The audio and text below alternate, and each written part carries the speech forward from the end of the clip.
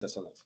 Processo 020-162-269-2023, Primeira Vara Civil da Comarca de Crato. Relator Máximo Leite de Oliveira. Dispensa a leitura do relatório, doutor. 15 Dispensa. minutos para sustentação. Senhora presidente, doutor Vitor, o senhor fala em nome da apelada, não é isso? Isso, exato.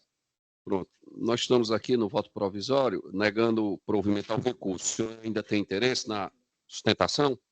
Não tem. Okay. Então, vamos. Doutor Maximo, como relator, pode proferir seu voto. Obrigado, senhora presidente. Renovo o cumprimento a todos, de forma especial ao advogado doutor Vitor Hugo. Passo, então, a leitura da emenda. Trata-se de apelação civil interposta por Freire Incorporações Eireli ME, objetivando a reforma de sentença de folha 129/134, proferida pelo juiz da Primeira Vara Civil da Comarca de Crato, nos autos de ação de rescisão contratual acumulada com danos morais e materiais, que julgou parcialmente procedente o pleito autoral. Trata-se de relação jurídica de consumo, posto que presentes os elementos descritos nos artigos 2º e 3º da Lei 8.078/90. A responsabilidade da ré por eventual reparação de danos tem natureza de responsabilidade objetiva, independente da existência de culpa, nos termos do artigo 12 do CDC. O contrato deve estabelecer com clareza e especificidade suficiente a data de entrega da unidade imobiliária. No caso, percebe-se verdadeira cláusula de isenção de responsabilidade do vendedor diante da inexistência de expressa referência ao prazo para a conclusão da entrega do imóvel em favor do comprador. Não se vê razoabilidade na prorrogação indefinida e genérica do prazo para a efetiva conclusão e entrega do imóvel ao comprador, observadas todas as características previstas no contrato de compra e venda. Nos termos do que dispõe o artigo 18, inciso 5, da Lei 6.766/79, a empresa tinha o prazo máximo de 4 anos contados da aprovação do loteamento para construir a mencionada infraestrutura prevista na cláusula 10ª.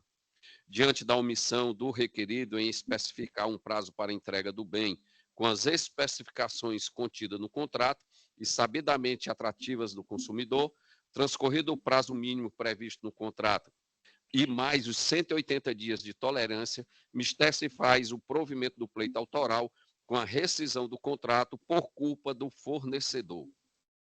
Descumprido o dever de entregar o bem na especificação descrita no contrato de compra e venda, lista o requerimento do consumidor de rescisão do contrato com a devolução do valor pago, nos termos da súmula 543 do STJ.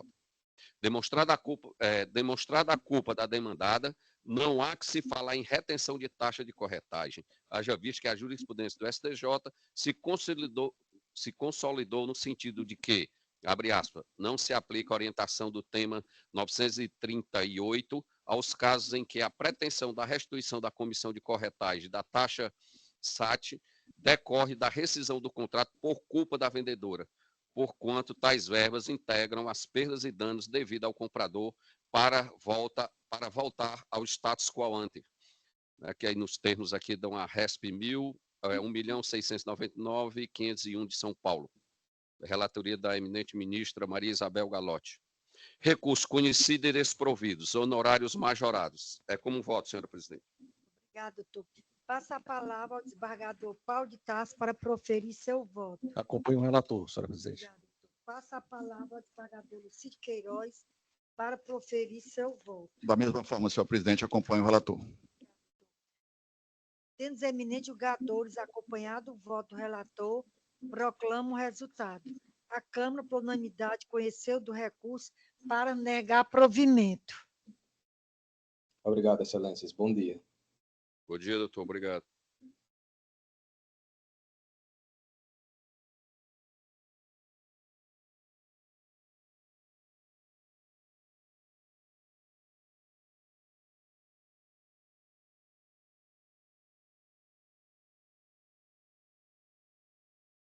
Três é de minha relatoria, Cleide Alves de Aguiar.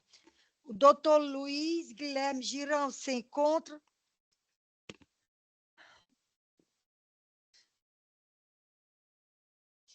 Processo número 000817983/2011. Segunda Vara Civil da Comarca de Itapipoca. Apelação civil. Não se encontra, vamos passar adiante. Já foi votado provisoriamente. Próximo.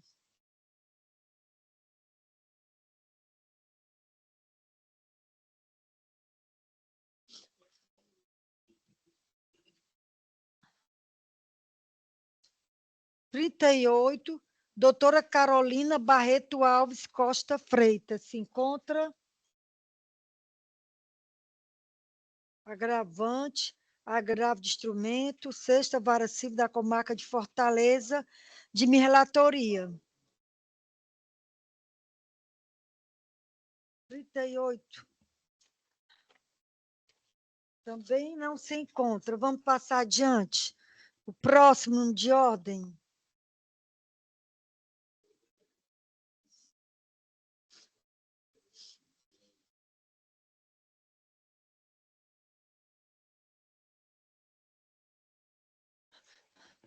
Pedro Henrique Muti de Santana, número de ordem 46, de minha relatoria. Advogado apelado, se encontra? Sim, excelência, bom dia. Bom dia. Processo número 020-242-555-2023. Dispensa a leitura do relatório, doutor. Sim, doutora Cleide, perfeitamente. 15 minutos para sustentação. Presidente, Muito obrigado. presidente, só... Ele está pela parte apelada, né? Sim, excelência, perfeito.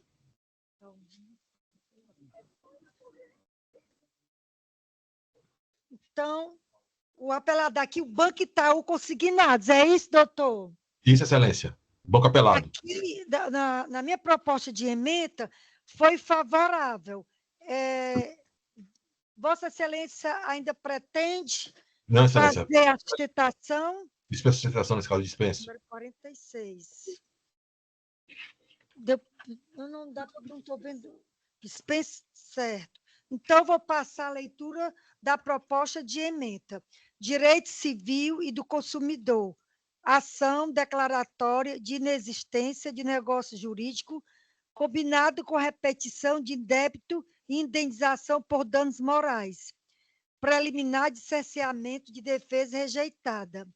Requerimento de produção de prova grafotécnica em sede de apelação. Inovação recursal e preclusão. Não impugnação à assinatura e ao conteúdo do contrato apresentado pela instituição financeira no momento oportuno. Prova de regular contratação. Descontos devidos. Exercício regular do direito. Inexistência de pressupostos para caracterizar a responsabilidade civil. Danos materiais e morais não configurados. Apelação conhecida e desprovida. Sentença priméria mantida in toto. É como eu voto. Passa a palavra ao desembargador Max William para proferir seu voto. Acompanho o voto, Vossa Excelência, senhora presidente. Obrigado. Passa a palavra ao desembargador Paulo de Tarso para proferir seu voto. Acompanho Vossa Excelência, senhor presidente. Obrigada, doutor. Todos os eminentes julgadores acompanharam o voto de minha relatoria. Portanto, proclamo o resultado.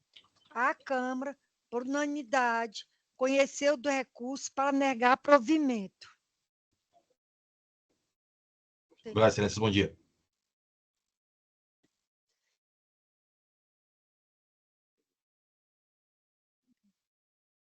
Doutor Emanuel Ribeiro, do apelado, advogado, se encontra? Presente, excelência. Bom dia, doutor.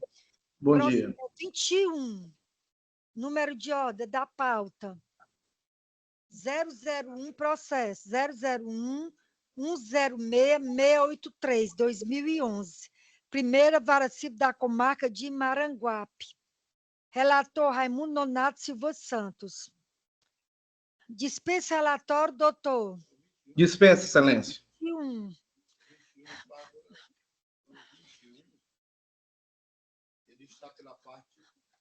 do apelado. Boa tarde, doutor. Ou se ele confirma. Vossa Excelência está pela parte... Boa tarde, Excelência. Pelo apelado. Ok, eu estou verificando aqui o 21. Pois não. E nesse caso aqui, o recurso foi conhecido e desprovido. A sentença foi mantida. Vossa Excelência tem interesse em fazer a sustentação? De forma alguma, Excelência. Então, eu posso ler só a parte dispositiva. Perfeito. Pronto. É só conhecendo do recurso, negando-lhe provimento e mantendo a decisão. Passa não, agora, como votante, também acompanho o voto do relator, ratificando o voto provisório. Passa a palavra ao desembargador Max Firme para proferir seu voto. Acompanho o voto do eminente relator. Tendo os eminentes julgadores acompanhado o voto do relator, proclamo o resultado. A Câmara, por unanimidade, conheceu do recurso para negar provimento. Muito obrigado, Excelência. Nada, obrigada, digo eu também.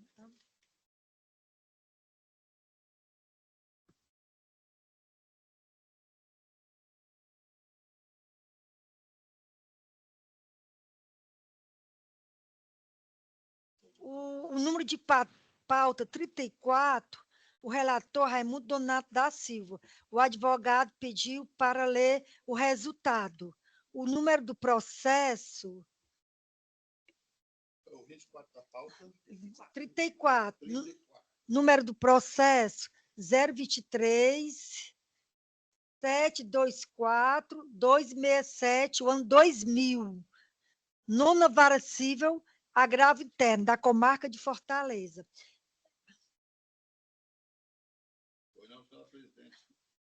Pois não, senhora presidente. Nesse caso aqui, o recurso foi conhecido e não provido, a decisão monocrática será mantida. Essa é a decisão. Obrigada. Acompanho o voto do relator. Passa a palavra ao desembargador Max Filho para proferir seu voto. Acompanho o relator, senhora presidente. Proclamo o resultado. A Câmara, por unanimidade, conheceu do recurso e negou provimento, por unanimidade. Não foi provido o recurso. Obrigado. Tenho. Ainda tem.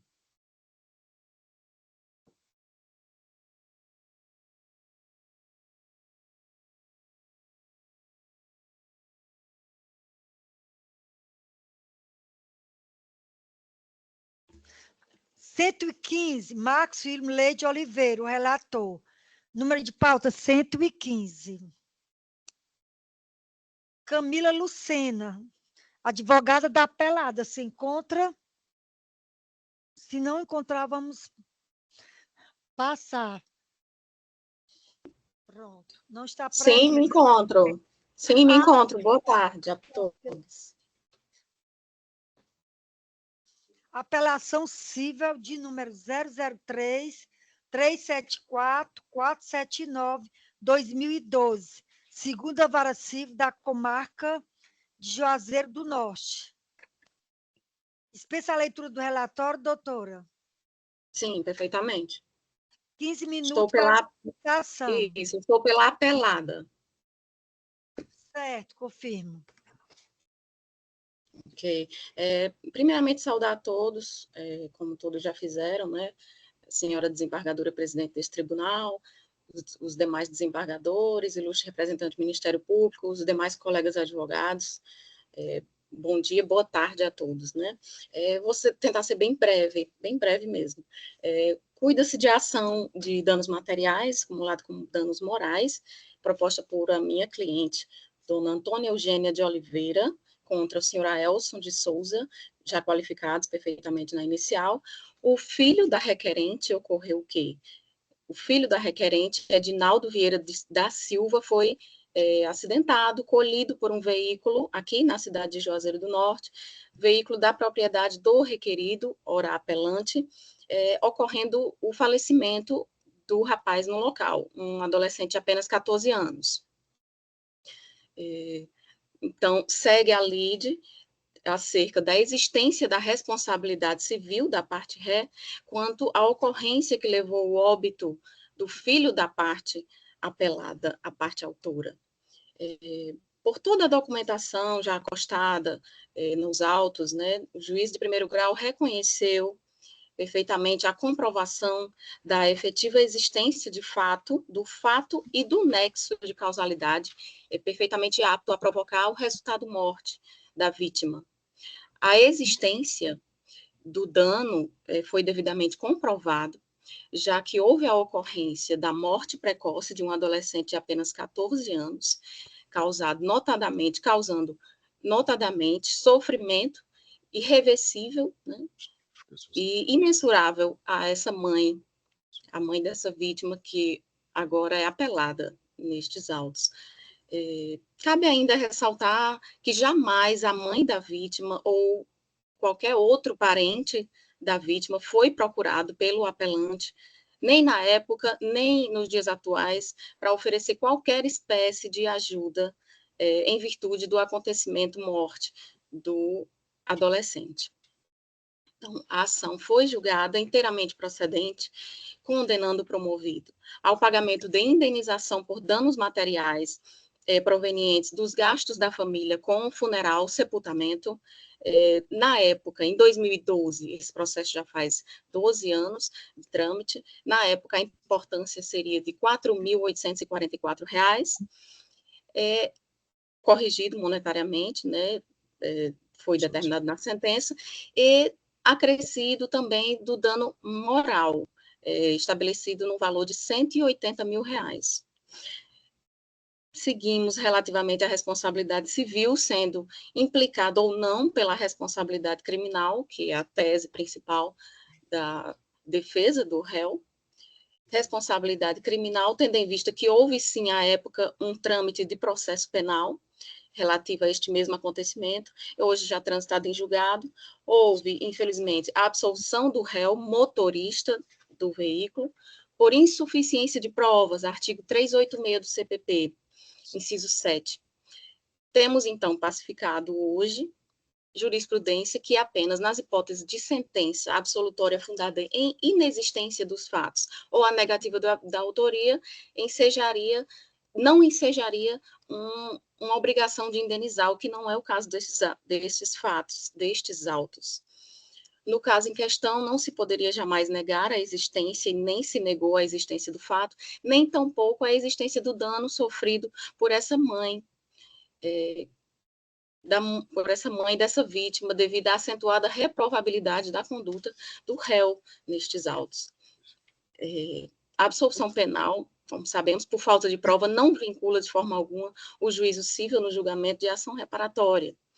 A decisão absolutória não pode, de forma alguma, obstar a execução de decisão proferida na ação civil, que é o caso destes autos, proposta em face do então recorrente, posto que não ocorreu declaração de inexistência material do acidente que vitimou o filho da autora nesta ação de indenização. Assim, eu venho encerrar reiterando os pedidos, todos os meus pedidos iniciais, e espero a confirmação em totum da sentença, que nesse ato vem sendo injustamente atacada. Desejo um bom dia, boa tarde a todos, mais uma vez, e agradeço a atenção. Parabéns, doutor, pela sustentação. Passa a palavra ao desembargador Marcos William para proferir seu voto. Obrigado, senhora presidente. Renovo o cumprimento a todos, de forma especial a doutora Camila Lucena. De antemão, informo, doutora Camila, que estou confirmando a sentença no que diz respeito ao reconhecimento da responsabilidade da parte demandada. No entanto, estou reformando em relação ao valor do dano arbitrado, de 180, baixando para 100 mil, nos termos do que vem decidindo já esse tribunal, e aqui no meu voto eu cito diversas decisões de minha relatoria, da relatoria do eminente desembargador Carlos Augusto, da juíza convocada, doutora Vilma, decisão do STJ, de forma que estou arbitrando o dano moral em R$100 mil. E aí é o que diz respeito à reforma parcial da sentença.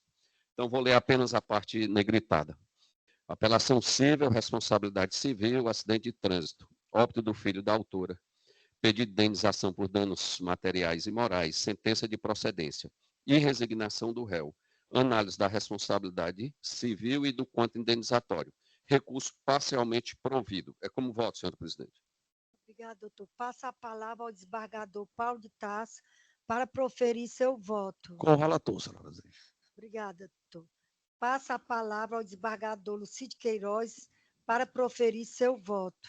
Da mesma forma, senhora presidente, acompanho integralmente o relator. Tendo os eminentes julgadores acompanhado do voto do relator, proclamo o resultado. A Câmara, por unanimidade, conheceu do recurso para dar parcial provimento.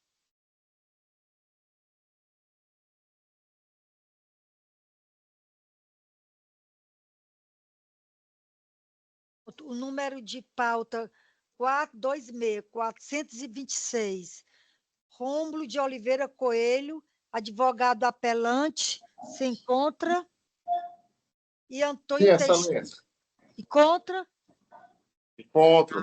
Bom dia. Antônio Teixeira de Oliveira, advogado da apelada, se encontra também? Sim, excelência. Boa tarde. Os dois se encontram. Apelação civil de número 020-125-439-2022. Comarca de Ixeramobim. Relator Francisco Lucídio de Queiroz Júnior. Dispensa a leitura do relatório, doutor, vai ser do apelante. A sustentação. Tá certo, excelência. Por mim, dispensa. 15 minutos para a sustentação.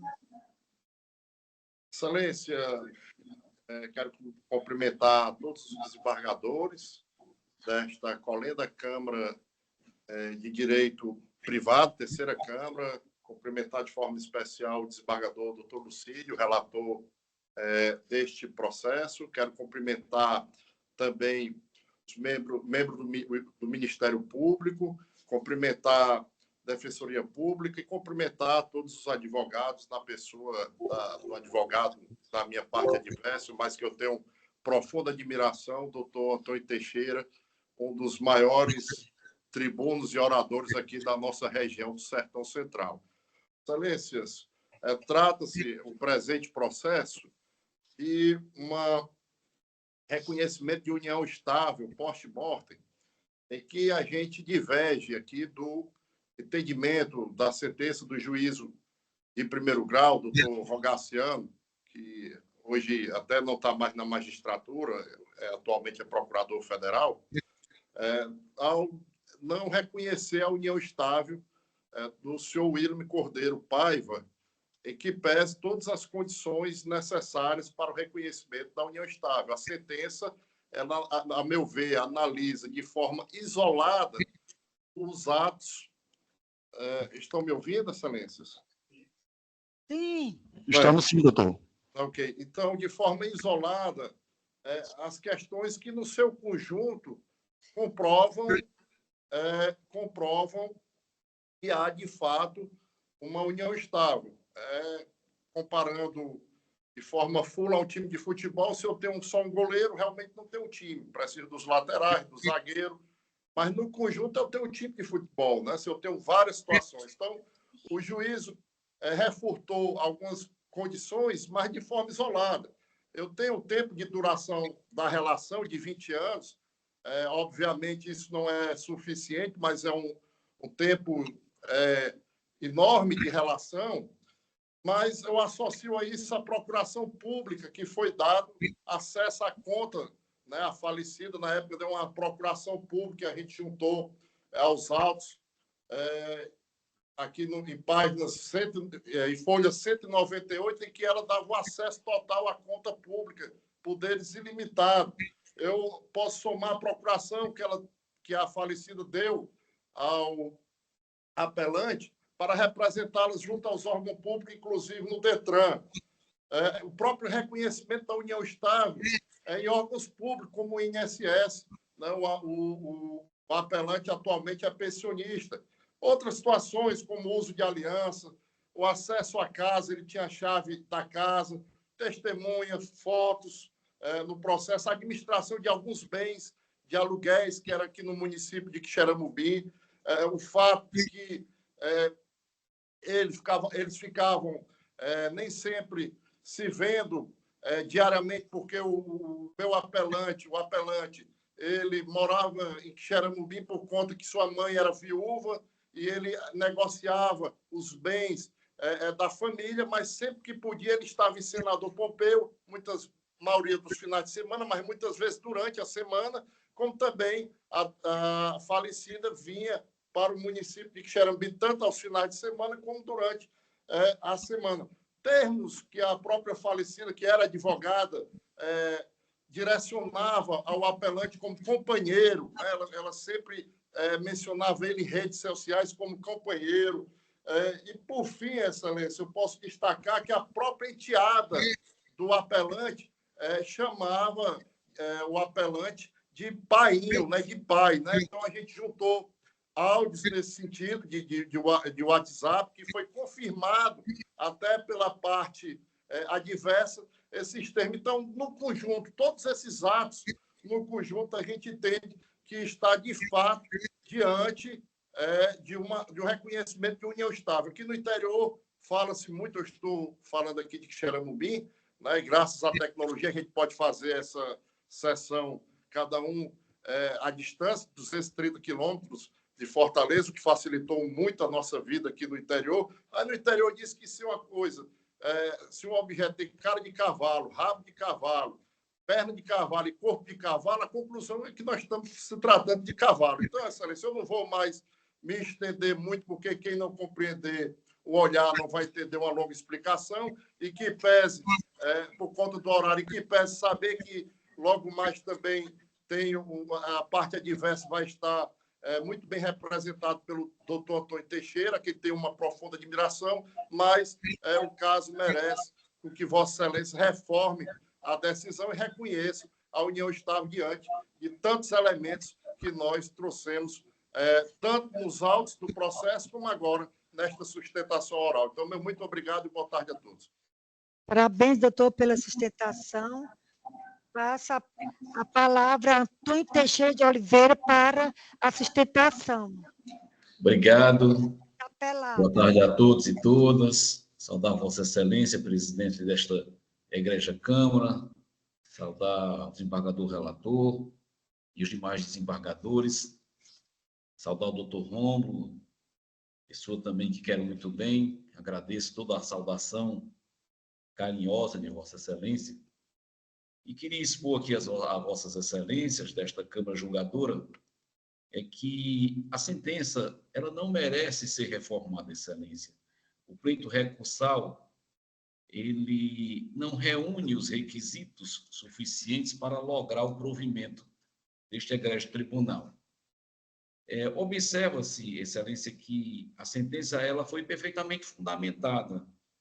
O meritíssimo juiz ele extraiu de todo o contexto demonstrado na prova dos autos de que as partes, o apelante e a mãe da apelada, eles tinham sim um relacionamento duradouro, mas esse relacionamento ele não possuía os requisitos que a lei exige para a configuração da união estável, conforme previsto no artigo 1723 do Código Civil, onde estabelece que a união estável ela deve ser reconhecida quando estiver aprovada a convivência pública, contínua e duradoura, estabelecida com o objetivo de constituição de família.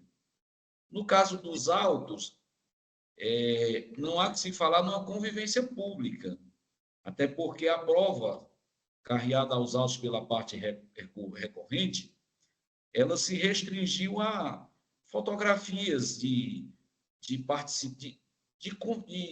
momentos em que a falecida e o recorrente aparecem em momentos festivos, mas não há, na verdade, nada que demonstre que há uma convivência pública, o que é diferente.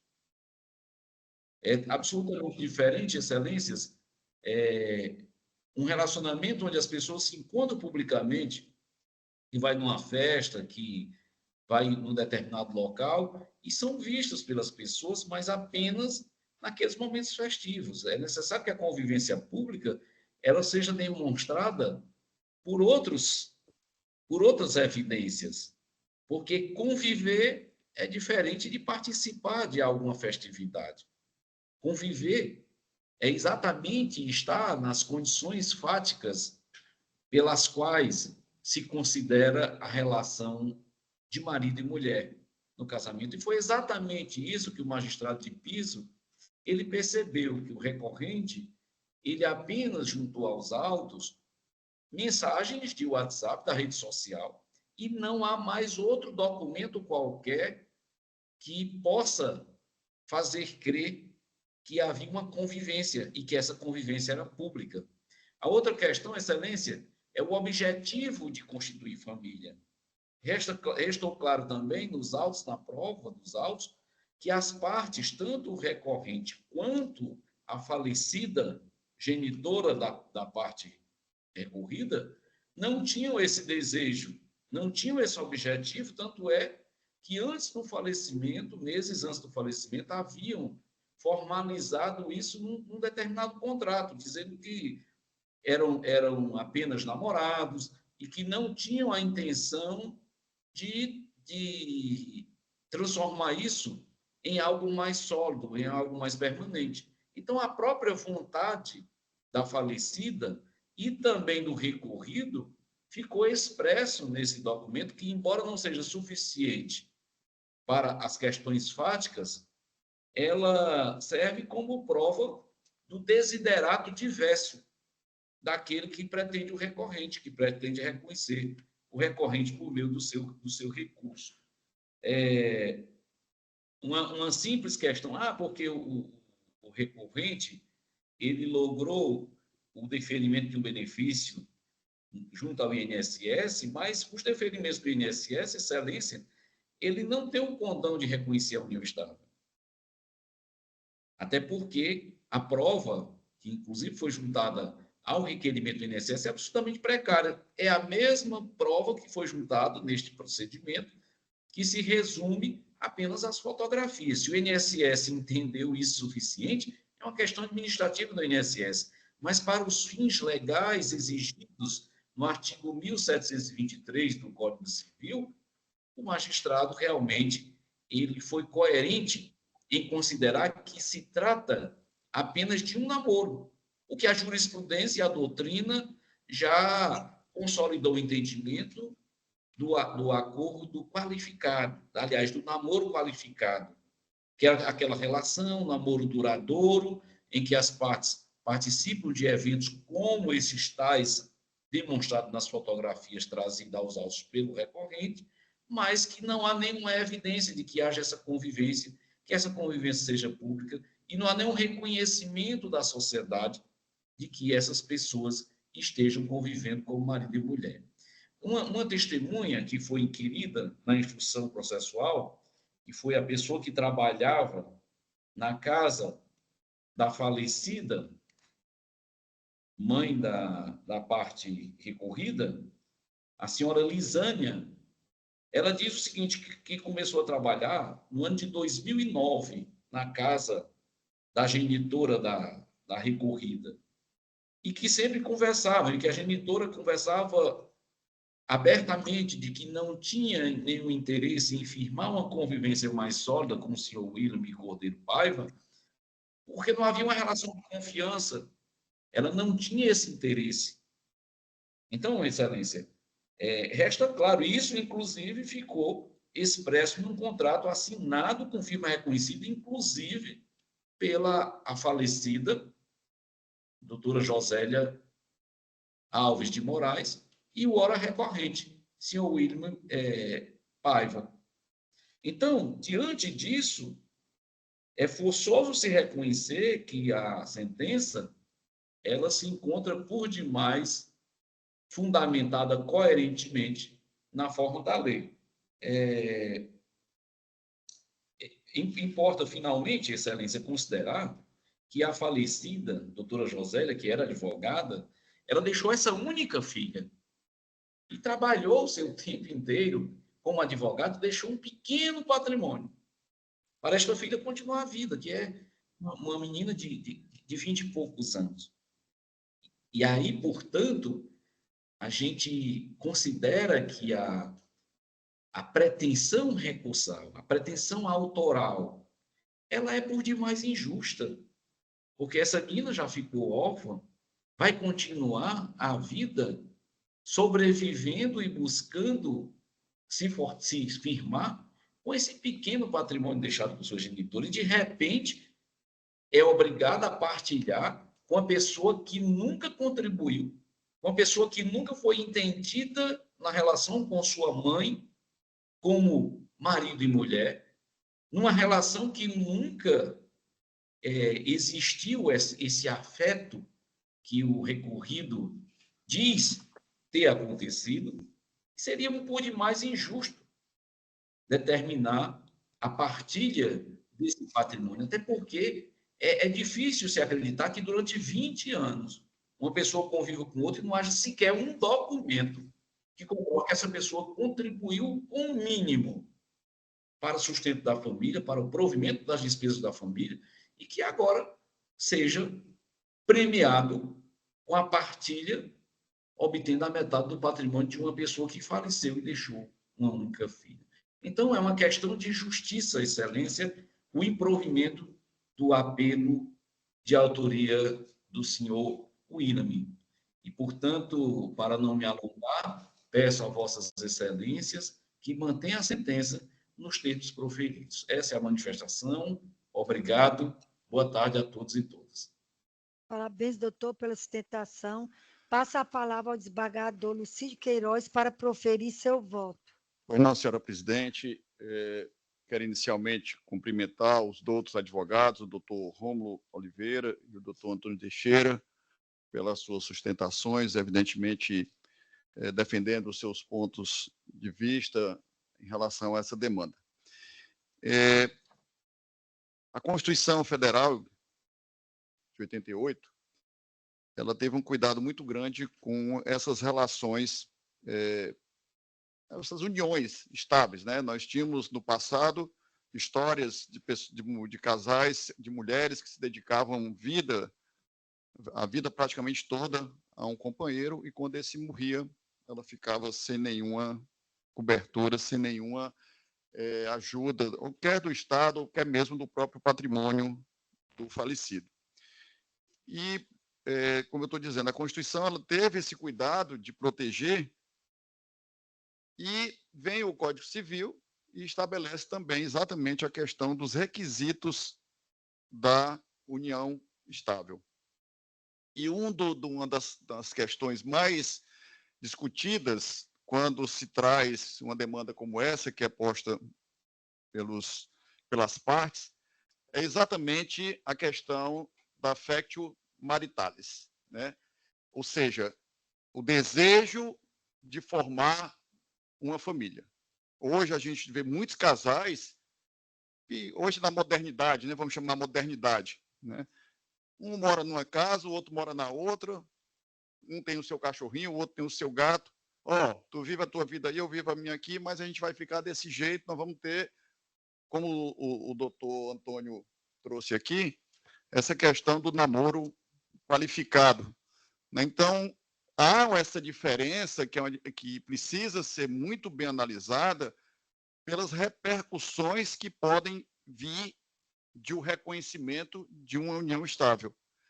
E, nesse caso aqui, haveria uma repercussão, já que nós estamos tratando de uma única herdeira, inclusive é que está contestando o reconhecimento da união estável, em que pese o doutor advogado, o doutor Rômulo, né, ter feito referência dizendo que ela chamava de painho. E o doutor Rômulo ele trouxe duas metáforas, né? A primeira do time de futebol. Se eu tenho o goleiro e não tenho o atacante, não tenho... Mas se você não tem um registro do time, você não tem um time de futebol. Você tem alguns amigos que estão jogando futebol. Da mesma forma, a questão que ele utilizou, cara de cavalo, rabo de cavalo, mas se a pessoa estiver usando uma fantasia, ela também não vai ser um cavalo. Então, são situações que, para a caracterização da união estável, não é simplesmente eu ter um relacionamento de 20, 30 anos se eu não estabeleço para a sociedade, para todas as pessoas, que o meu desejo é de união estável, em que pese que eu poderia ter formalizado isso ou num contrato, ou num casamento civil, enfim. E nesse caso específico aqui, a partir do momento em que houve a formalização de um contrato lá de namoro, né, onde a falecida, né, deixou muito evidente que realmente ela não tinha o desejo de uma união estável com o autor. Inclusive, residiam em municípios diferentes, não que isso seja um vetor que possa trazer, mas é uma prova que se soma a outras provas e que demonstram que efetivamente não havia a intenção real e formal de união estável. Portanto, peço vênia ao ilustre advogado do recorrente, mas estou negando o provimento ao recurso e a emenda ficou nos seguintes termos: direito civil e processual civil, apelação cível em ação de reconhecimento de união estável pós-mortem, elementos probatórios insuficientes, contrato de relacionamento, inexistência de affectio maritalis, relação caracterizada como namoro qualificado, recurso desprovido. E ao longo aqui do meu voto provisório, eu venho dissecando todas as matérias, todo o que está na ementa, né, ela vem sendo dissecada ao longo são um voto com 8 laudas, e eu trago exatamente todas essas questões. Portanto, só ratificando, senhora presidente, eu conheço do recurso, porém, no mérito, estou votando pelo seu desprovimento. Obrigada, doutor. Passa a palavra ao desembargador Raimundo Nonato para proferir seu voto. Eu acompanho o relator, senhora presidente. Obrigada, doutor. Acompanho também o relator como votante. Tendo os eminentes julgadores acompanhado o voto do relator, proclamo o resultado. A Câmara, por unanimidade, conheceu do recurso para negar provimento. Boa tarde a todos e todas. Obrigado. Obrigado, boa tarde a todos. Boa tarde, doutores. Quer fazer a sustentação oral e não foi pedido antecipadamente. Foi já agora de manhã, foi. Pediu aqui no chat. Foi por ocasião dessa sessão que ela pediu.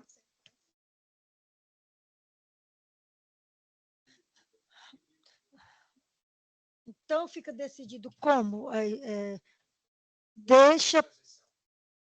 Não, é virtual, ela pediu pelo chat. 446, quem é o 446? Francisco Lucídio, não é isso, o relator? É a doutora João. Como é o relator, seria bom que ele decidisse, né? Já que...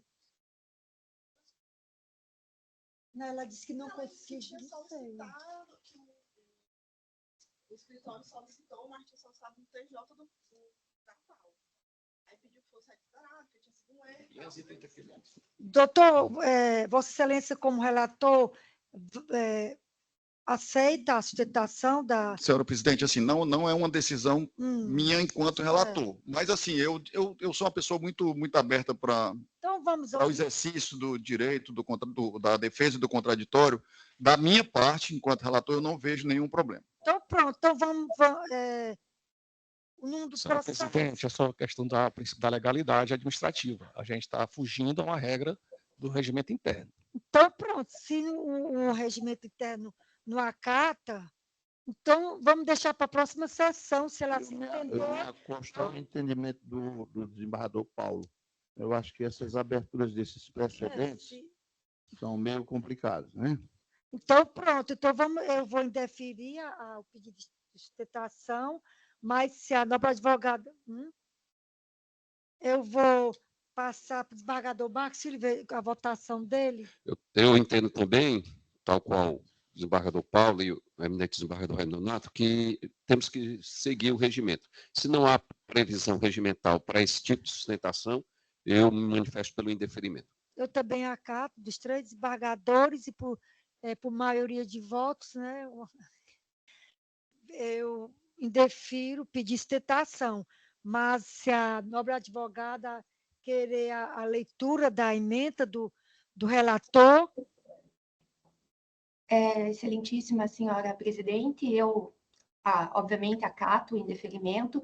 Foi um equívoco nosso aqui no escritório, a gente acabou fazendo esse pedido de sustentação oral no tribunal equivocado. Peço escusas a todos. Fiz o pedido agora, assim que eu notei o equívoco pelo chat, tentei realizar a sustentação oral, mas concordo de fato que se há uma negativa pelo regimento interno, não vou fazer minha sustentação oral e nem vou insistir nela. Então, peço humildemente só a leitura da emenda e as fundamentações do relator, por gentileza. Então, passo a palavra ao desembargador relator, doutor Lucídio Francisco Queiroz, para o voto. Pois não, senhora presidente. Eu queria só saber, doutora Giovana, a senhora representa qual das partes? O apelante IESD. Certo. Então, a emenda ficou nos seguintes termos: direito do consumidor e civil, apelação cível, educação à distância, legitimidade passiva, responsabilidade solidária na cadeia de fornecimento, atraso na entrega de diplomas, danos morais e materiais, multa coercitiva, sentença mantida. E, ao longo do voto, doutora, o que vai estar publicado daqui, no máximo 2 horas, a senhora vai poder ter uma noção plena de todos os motivos e fundamentos pelo qual eu estou votando provisoriamente pela manutenção da decisão de primeiro grau. É como voto, senhora presidente. Obrigada, doutor. Passo a palavra ao desembargador Raimundo Nonato para proferir o voto. Acompanha o relator.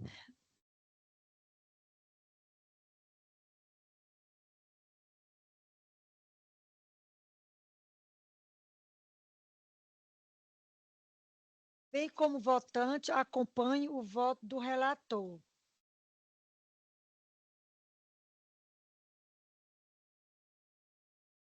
Deixa eu só olhar aqui. Vou proclamar o resultado. Todos acompanhados o voto do relator, proclamo o resultado. A Câmara, por unanimidade, conheceu do recurso de apelação para, no mérito, negar-lhe provimento.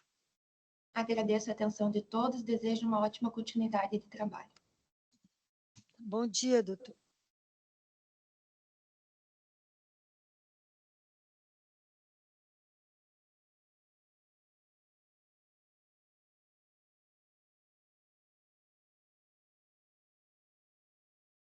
Não, vamos agora para...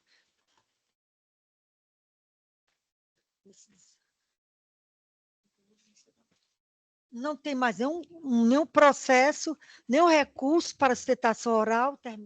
Pronto. Agora, vamos para o processo pedido de vista, o 458.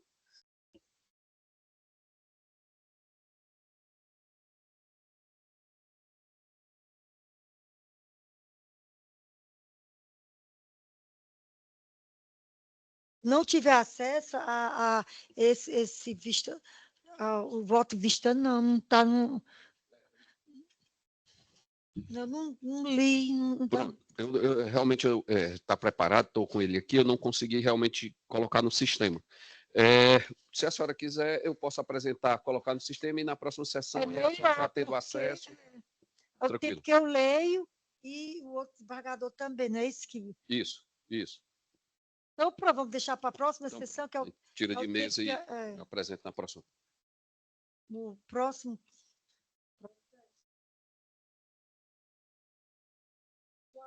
459, relator Maximo Leite de Oliveira.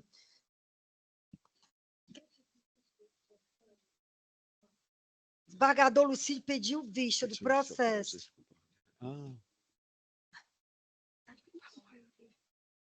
O número do processo, 459, falta. Tá, senhora presidente. 020, 250, 778, 2024, apelação civil. Segunda vara civil da comarca de Acopiara. Pronto. Senhora presidente, eu queria solicitar, apresentar esse processo com o voto visto na próxima sessão, por favor. Tá certo, deferido.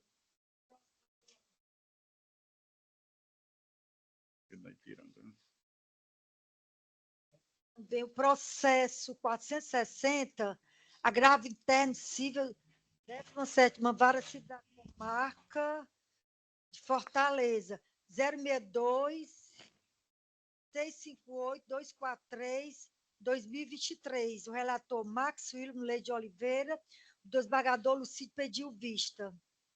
Esse está em mesa, senhora presidente. Pronto.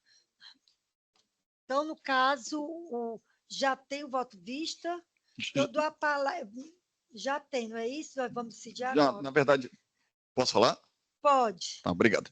Bem, na verdade, houve, só rememorando aqui esse processo, do Max William, é aquele da Ipiranga, da empresa Ipiranga, do posto de combustível que estaria funcionando, utilizando todo a apresentação, né, da rede Ipiranga, e quando o contrato teria sido rescindido pela própria Ipiranga. E quando houve a sustentação oral, no meu entendimento, o advogado informou que o posto estaria ainda funcionando.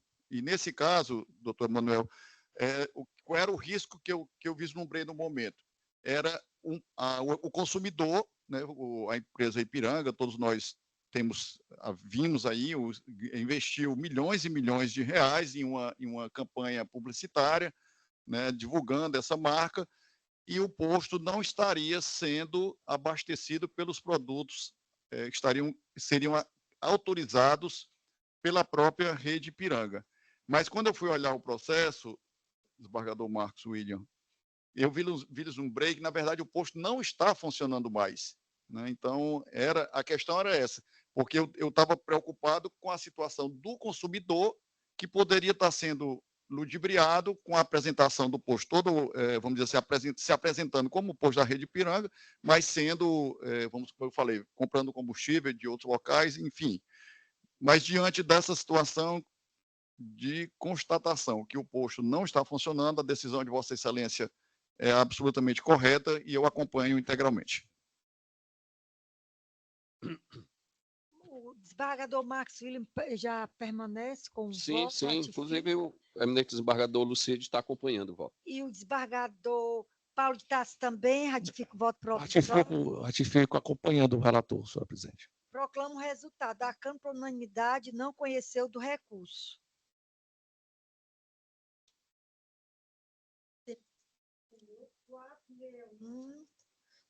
O 461, 461, 010, 679, 070, 2017, embargo de declaração da primeira vara civil da comarca de Eusébio.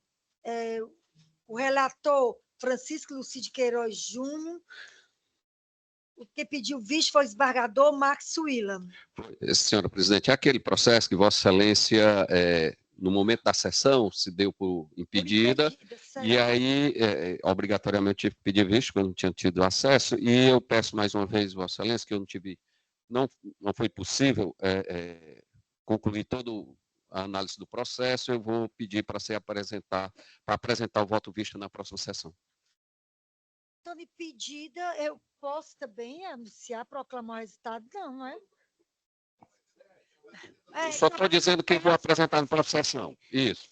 Eu não posso falar sobre esse processo da próxima sessão. Não, na próxima sessão não, mas hoje só... Porque eu sou impedido, não é isso? Isso. Não? Só comunicando que eu não vou apresentar hoje o voto visto. Tá certo. Lorena, tem um 461, Lorena. Pedido. 461, qual é? É exatamente esse. Esse, né? Que ela... Então, não vai hoje. Não. Fica para a próxima. Pronto. O desembargador Paulo de Tarso não havia votado. É o número de pauta 64.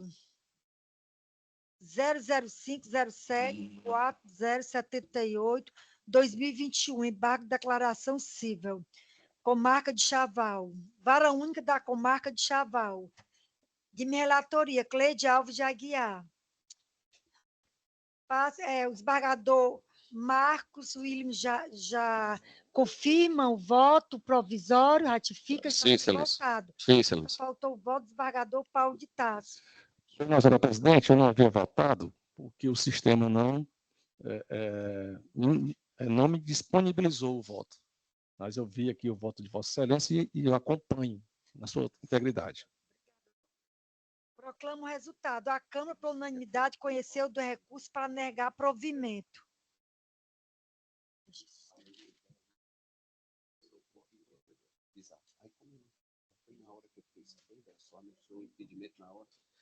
Aí pedi visto.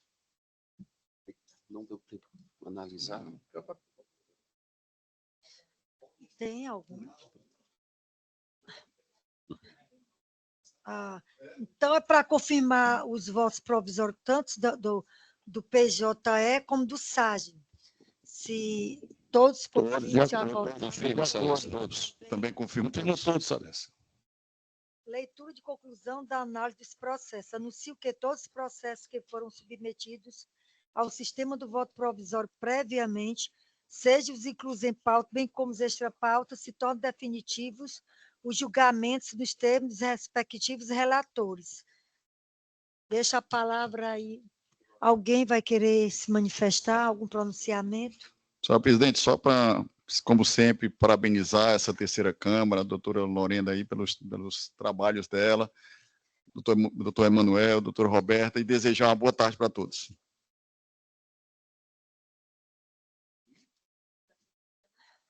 Declaro encerrada a sessão deste dia.